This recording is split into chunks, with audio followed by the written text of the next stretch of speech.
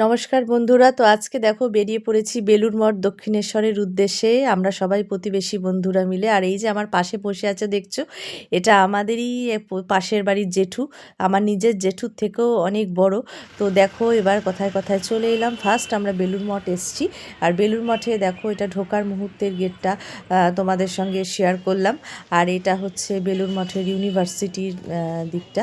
তো ঘুরতে ঘুরতে ঘুরতে এবার চলে এলাম ভোগ খাওয়ার মুহূর্তে। দেখো আমরা সবাই, আমাদের পাশের বাড়ির কাকিমা, ভাই সবাই মিলে বসে আছি। আর ভোগে দেখো ছিল খিচুড়ি, আলুর দম, চাটনি, পায়েস। তো খাওয়া দাওয়া কমপ্লিট করে এবার আমরা বেরিয়ে পড়ব। আর এবার বেরিয়ে দেখো এটা গেটে বেরোনোর মুহূর্তে হরেক রকমের রকমারি জিনিসপত্র, কি সুন্দর, তোমাদের সঙ্গে সেটাই শেয়ার করলাম। তো এবারে দেখো আমরা ধীরে ধীরে দক্ষিণেশ্বরের প্রান্তে চলে যাব। তো দক্ষিণেশ্বরে দেখো এটা ফ্লাইওভার থেকে যাচ্ছি, আর ভেতরে পুজোর মুহূর্ত তো এখন শেয়ার করতে আর দেয় না।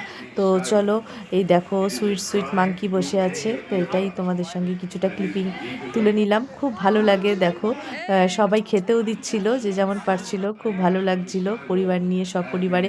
আবার কবে না আসবো তার নেই ঠিক, তাই তুলে নিলাম কিছুটা এই রাজা মহারাজাদের মুহূর্ত তুলে নিই। এবার ফ্লাইওভার থেকে দেখো এবার ঢুকে যাব পুজো দিতে। আর এটা সেই যে গেটটা, রানী রাসমণি দক্ষিণেশ্বর টেম্পল।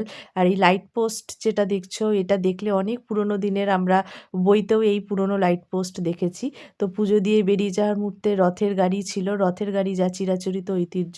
তো এখানেই শেষ করলাম। সকলে ভালো থেকো।